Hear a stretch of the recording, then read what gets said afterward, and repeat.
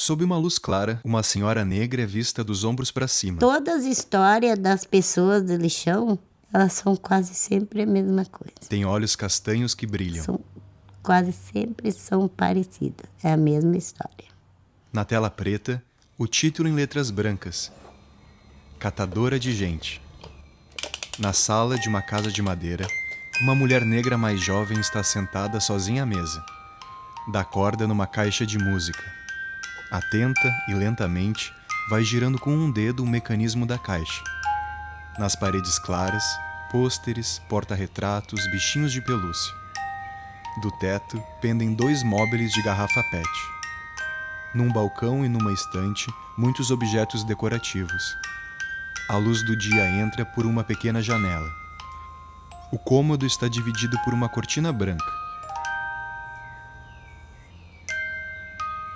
Detalhe da caixa de música. É a miniatura de uma máquina de costura preta. À medida que a mulher gira o pequeno volante dourado numa das laterais, a agulha na lateral oposta sobe e desce.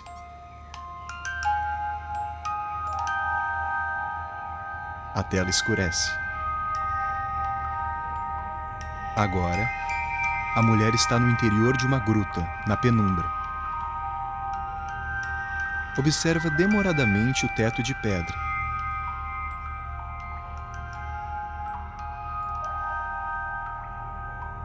Diante da mulher, um ponto de luz. A minha infância já foi uma infância sofrida. Perdi a minha mãe com 6 anos, né? E já fui criada trabalhando. A gente trabalhava... A senhora tem cabelos grisalhos. Na roça. Seu interlocutor está fora da cena. Tocando vaca, tocando gado. A gente se criou, na época era mais para os fazendeiros que a gente trabalhava. É vista do peito para cima em fundo preto.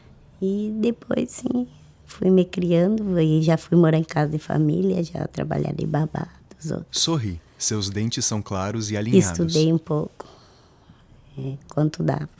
Tem um ar sereno e afetuoso. E assim foi que eu fui me criando. Usa blusa e casaco em tons de lilás. Mais o mundo me criando que eu... E assim foi a minha vida. Em câmera lenta, a cena desfocada de uma mulher que se aproxima da janela de uma cozinha. A luz do dia atravessa a cortina vermelha entreaberta. A mulher para na janela e observa o lado de fora. A cena vai ganhando nitidez. As paredes são de tijolo aparente. Em primeiro plano, potes e um fogão. Ao fundo, perto da janela, uma fruteira verde e uma geladeira escura. Eu trabalhei de doméstica com os alemãos, com as alemoas. E todos os dias eu via a alemoa dizer: negre, cã e corbe, tu te acompanhe. E eu não sabia o que era. Mas eu sabia que era para mim. Aí um dia eu perguntei, porque era uma italiana e uma alemoa, elas eram cunhadas. Aí eu perguntei para dona Tereza, essa que era italiana, mas o que quer dizer isso, hein? Aí ela me disse: negro e cão e corvo, tudo igual. Na cabeça, uma tiara preta com pontinhos claros. E aí eu fiquei muito brava quando eu descobri o que era, né? Depois que eu descobri, aí já comecei a ver que eu já estava sofrendo um tipo de agressão, já era um preconceito, né? Quando a gente é abusado na integridade da gente, né? Quando a gente sofre esses preconceitos, quando a gente é ofendido sem poder dar resposta, né? Quantas coisas, às vezes, a gente é obrigada a fazer na vida. Por uma questão de sobrevivência. Sob um céu em tons de lilás e rosa, as águas de um rio correm por um canal com as margens arborizadas. Numa margem, uma garrafa PET azul está entre galhos e taquaras ressecados. A água do rio é turva. Ao longe, o sol se põe no horizonte, emoldurado por cabos de energia, copas de árvores e o telhado ondulado de uma casa. O céu está rosado. Ao anoitecer, uma casa de tijolos caiados entre árvores, roupas no varal e lixo. Na verdade, a gente tinha carroça e um cavalo, né? Aí a gente saía Na época era catar osso, porque não se vendia nem garrafa PET. Papelão era a única matéria-prima que a gente mais juntava. Esses outros plásticos que hoje a gente comercializa, na época não se comercializava. Era vidro e osso. E ferro. A gente saía com a carroça para juntar na beira da estrada, nos campos, o osso. Aí até que começamos a ir no lixão ver se tinha osso e ferro. Encara o interlocutor fora da Aí cena. lá já tinha uma grande quantidade de gente, de famílias que já estavam no lixão. Na época o lixão era lá na barranca do rio. Quando vinha a chuva, a enchente levava tudo. Aí depois que lavava, ficava tudo aparecendo que tinha de ferro, osso, vidro, que dava pra gente juntar. Baixa o olhar. Aí a gente começou a ir pra lá. E já começou os mercados a colocarem lá no lixão as sobras. Encara o interlocutor. Aí era grande quantidade de alimento que ia pro lixão. E aí tinha porco e vaca, tudo em cima do lixão. E aí a gente viu que ali Sorri. era uma fonte de alimento, né? Porque eu sempre digo que quem tem fome tem pressa. Não pode esperar. É a única coisa que não espera na nossa vida, eu acho que é a questão do estômago. Tudo a gente pode dar um tempinho, mas a alimentação Diz não com a cabeça. é difícil. Mais do que a gente aguentar um dia ou dois, não aguenta mais. É a questão da subsistência do corpo. Então a sobra do rico é a fartura do pobre. Sorri.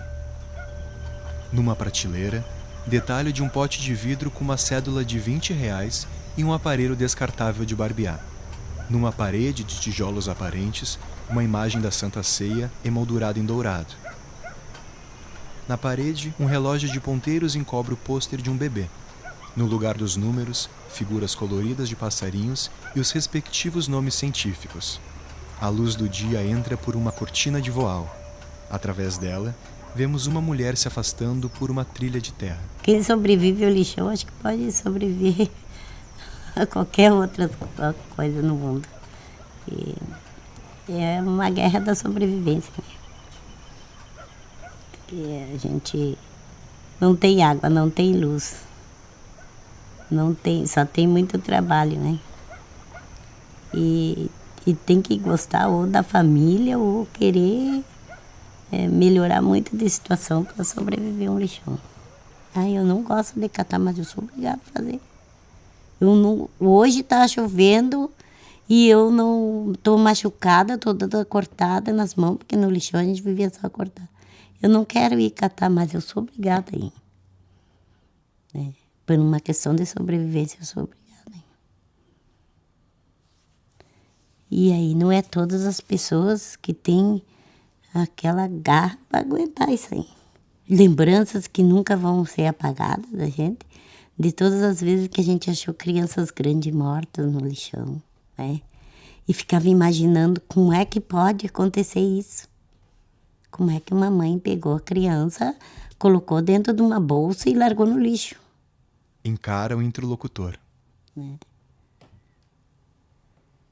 E todos os horrores que a gente viu ali são cicatrizes que não...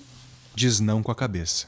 Porque, na verdade, essas coisas vão se tornando uma coisa tão normal na vida das pessoas, que aí é normal morrer, é normal comer lixo, é normal não estudar, é normal a mãe ir lá ganhar o bebê e morreu e ela voltou lá pro lixão. Isso tudo é normal, passa a ser uma coisa normal. E é isso que eu tentei toda a vida desfazer. É dia. A mulher da caixa de música está parada numa trilha na mata. É vista de costas, observando as copas das árvores ao redor. Tem cabelos pretos, crespos e curtos. Usa blusa preta. Agora é vista de baixo para cima. Segue olhando para o alto. As copas das árvores estão desfocadas. A luz do dia atravessa os galhos. A gente achava uma grande quantidade de livros E às vezes eu ficava com o material reciclável que a gente juntava, amontoado na beira do lixo lá. E aí eu ficava lendo alguma. Aí comecei a achar uns livros que me interessavam. A senhora sorri. Aí fui levando para casa. Aí o finado meu marido ficava bravo que eu andava com aqueles sacos de livro e fazia ele carregar, porque era muito pesado. E na época a gente não vendia papel. Aí eu escolhia aqueles livros que me agradavam e eu levava para casa.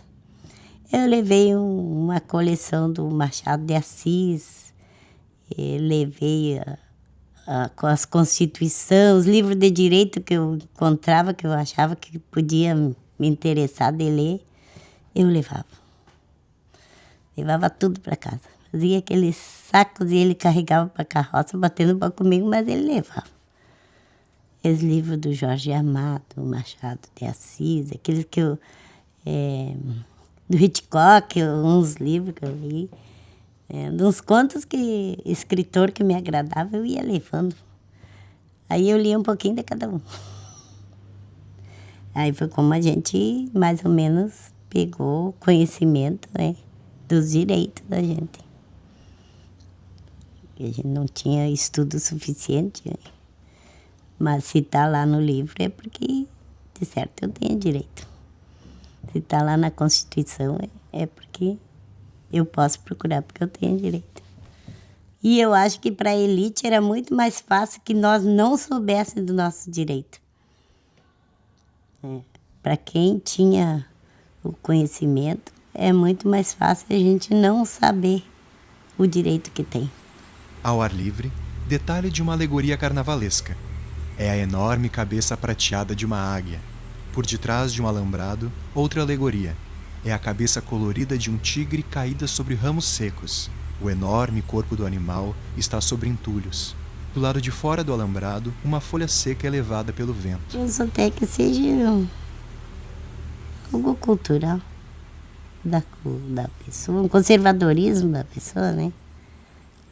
Nós mesmos, nós que moramos na fronteira, nós estamos lá nos lugares onde impera o coronelismo, o conservadorismo, né? Então a gente já vê assim como algo que seja dos tempos conservadores, aí que virou uma cultura nas pessoas. Sorri. E trocar a cultura do povo não é fácil, mas exige muita luta, né? Encara o interlocutor. Partindo dali da Constituinte que eu li, busquei ter o conhecimento e dar o conhecimento também para as outras pessoas que estavam ali, para os outros catadores. Mesmo que eles não quisessem, eu insistia. Às vezes eu começava uma reunião com eles em cima do lixão, aí tinha 20, 30, daqui a pouco chegava o caminhão do lixo, eu olhava, não tinha nenhum. Mas mesmo assim eu fui insistindo até o dia que eu olhei e estavam todos sentados. Sorri. Escutando. E a gente conseguiu. E eu acredito que só assim também, se a gente não se calar e se unir, é que a gente vai conseguir transformar essa realidade que nós estamos enfrentando hoje, né? Encara o interlocutor. Com todo o preconceito e discriminação que a gente está vivendo hoje. Em câmera lenta, ao centro da tela, lixo seco vai caindo e formando um amontoado. São tampinhas, pedaços de plástico, embalagens de papelão, sacos quase cheios, garrafas PET, rótulos de alumínio, papéis. A gente se reuniu lá na associação, todos os catadores e as catadoras. Num galpão, uma pilha de pneus. E eu fiz uma fala para elas, que eu ainda não estava me sentindo realizada, e ainda não estou. Que antes de eu morrer eu queria ver cada um ganhando um salário mínimo e que pelo menos com o seu INSS assegurado, né, para que quando eles precisassem na velhice ou por doença, que eles tivessem o direito deles. Então isso ainda me falta, né, porque até agora eu ainda não consegui ver que cada um ganhasse um salário mínimo. Num dia de céu limpo, a senhora está debruçada num parapeito, olhando ao longe. Sorri suavemente. A luz do sol ilumina seu rosto. Sua pele é lisa, sem muitas marcas do tempo. Ela admira as águas do rio que avançam sobre um banco de areia, formando redemoinhos. Eu dizia sempre, quem não tem raiva não trabalha no lixão. Para te trabalhar no lixão, tem que estar enraivado. E te deixa embrutecida. Vai te deixando... mesmo que tu chegue num espaço desse aí, sensível, tu tem que te tornar uma pessoa rude, uma pessoa bruta para poder enfrentar aquele dia a dia daquele espaço ali. Eu era bruta, eu digo que eu era bruta. Eu não gostava que vinham me fazer muito carinho, essas coisas eu não gostava. Depois eu fui aprendendo, até mesmo para passar para as outras pessoas. Então tem certas coisas que a vida vai ensinando para a gente, né? Que a gente tem que mudar. E conforme a gente vai adquirindo conhecimento, conforme a gente vai lendo, vai se relacionando com outras pessoas, a gente vai aprendendo muita coisa. Sorri. E vai se dando conta. Mas quanto tempo eu perdi lá atrás, né? Podia ter chegado e dado um abraço na minha vizinha, no meu vizinho, e eu era bruta e não fazia isso. Eu podia ter pegado meus filhos, saído a passear. Não, que passear o quê? Vamos trabalhar. Enquanto descansa, carrega a pedra. A gente era daquele tempo ainda, né? Descansa é carregar pedra. Mas hoje eu tô bem mais sensível. Um largo sorriso ilumina o seu rosto. Eu tenho mais senso, eu acho que mais um senso humano, mais um resgate que eu fiz de mim mesmo, me reciclei. Ergue as sobrancelhas risonha. Eu acho que hoje só tô catando gente. Tem as unhas pintadas de rosa. Catando gente, que eu digo que eu tô catando vida hoje. Sou catadora de gente.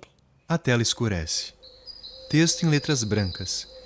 Maria Tujira da Silva Cardoso, atualmente é coordenadora da Associação de Catadoras e Catadores Amigos da Natureza, ACLAN, da cidade de Uruguaiana, Rio Grande do Sul, Brasil. Tujira trabalhou mais de 30 anos no lixão de Uruguaiana e lutou para viabilizar a contratação da ACLAN para a realização da coleta seletiva solidária no município. Com Maria Tujira da Silva Cardoso e as participações de Ângela Maria Nunes e Nildete da Silva Pereira Santos. Créditos selecionados. Direção e produção executiva, Mirela Cruel. Assistência de direção e produção, Mariana Franz. Direção de fotografia, Eduardo Nascimento Rosa. Montagem e desenho de som, Bruno Carboni. Som direto, Tomás Borges. Distribuição, Lança Filmes. Porto Alegre, novembro de 2017. Roteiro de audiodescrição, Mimi Aragon. Consultoria, Manuel Negrais. Narração, Rodrigo Saco Teixeira. Técnico de som, Bruno Klein. Porta da Toca Estúdio.